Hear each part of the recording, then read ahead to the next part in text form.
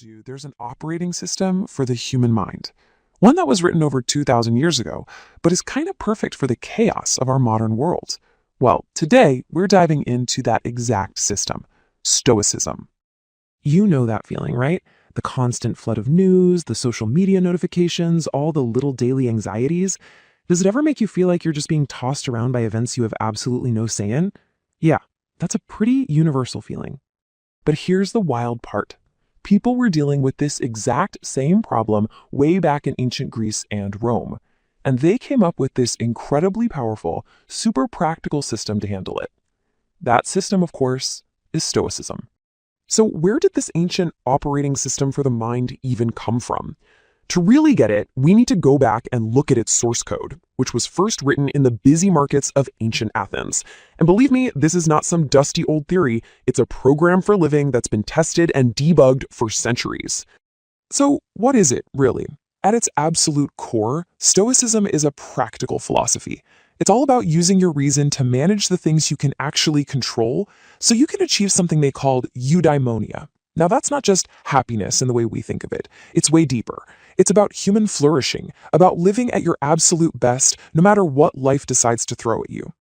It all started around 300 BCE with a merchant named Zeno of Citium. He used to teach from this public painted porch in Athens, the Stoipoikale, and yep, that's where the name comes from. From there, it just spread like wildfire through the Greek and Roman worlds, and it was for everybody. From a former slave like Epictetus all the way up to the most powerful man on earth, Emperor Marcus Aurelius. And now, today, it's having this massive comeback. Okay, that's the history, but what's the core rule? If Stoicism is an operating system, then this next idea, this is its central processing unit. It is, without a doubt, the most practical and powerful tool in the entire philosophy. This right here is the dichotomy of control, and it's so simple it's almost deceptive. The Stoics basically said that almost all of our anxiety comes from mixing up these two columns. Think about it. We waste so much energy trying to control traffic, the economy, or what other people think of us. The Stoic secret isn't to stop caring, no. It's to take all of that energy and focus it like a laser on the only things that are truly yours, your thoughts, your judgments, and your actions. The philosopher Epictetus just nailed it with this quote. The traffic jam itself isn't what ruins your day. It's the story you tell yourself about the traffic jam. It's that voice in your head going, this is a catastrophe, I'm going to be late, my day is ruined. That judgment is the source of the anger, not the cars. The event itself is neutral. Our interpretation is what gives it all its power. Okay, but why? Why focus so much on our judgments and choices? What's the endgame here? Well, for the Stoics, the goal wasn't just to feel better, it was to be better. The goal is to live a life of virtue. Now, this is a pretty radical idea, so stick with me. The Stoics argued that things like money, health, fame, none of them are actually good or bad. They called them indifference. Why? Because any of them can be used for good or for bad, right? The only true good, they said, is a virtuous character, a person who always acts for the right reasons. Everything else, money, health, all of it, is just raw material for your virtue to work with. And that virtuous character is built on four main pillars. First, you've got prudence, or practical wisdom, basically knowing the right thing to do.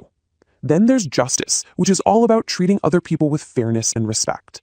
Fortitude is that inner courage to face down challenges. And finally, temperance, which is about self-control and moderation.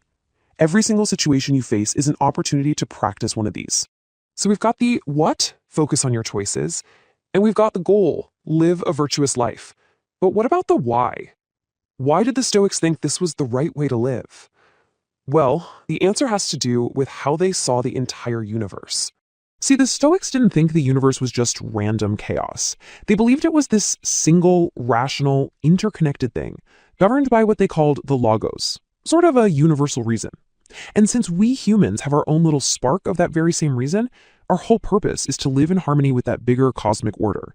To, as they put it, live in accordance with nature. And that means applying reason to our emotions.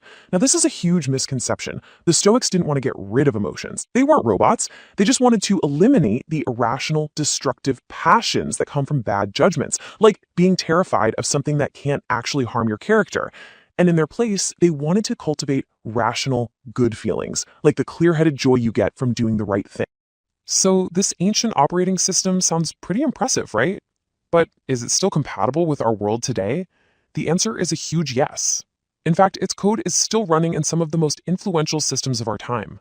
Stoicism's influence is kind of quietly woven all through Western thought. It shaped early Christian thinking, it had a big revival during the Renaissance, it even laid the groundwork for modern logic. But its most powerful modern legacy, well, it isn't in a philosophy class. It's in a place many of us would never expect. And that place is the therapist's office. Because what is arguably the most effective psychological tool of the last 50 years is, quite literally, Stoic philosophy repackaged for our times. And I'm not just making a loose connection here. It is a direct line. Albert Ellis, who founded a major therapy called REBT, openly said he got the core idea from Epictetus. And cognitive behavioral therapy, CBT, which is the absolute gold standard for treating things like anxiety and depression today, is built on that very same Stoic foundation. It's ancient wisdom, but now it's backed by modern clinical data. So as we wrap this up, let's make it personal. I want you to just think for a second. What's one thing that's taking up space in your head right now that is truly 100% in that second column, the column of things you cannot control? Another person's opinion, something that happened in the past, something you're worried about in the future? And now for the final and most important question. What is one thing, one judgment you can choose to change right now, today? What burden can you just decide to put down simply by focusing on what is actually up to you? The power to answer that? Well, that's where the real practice of Stoicism begins.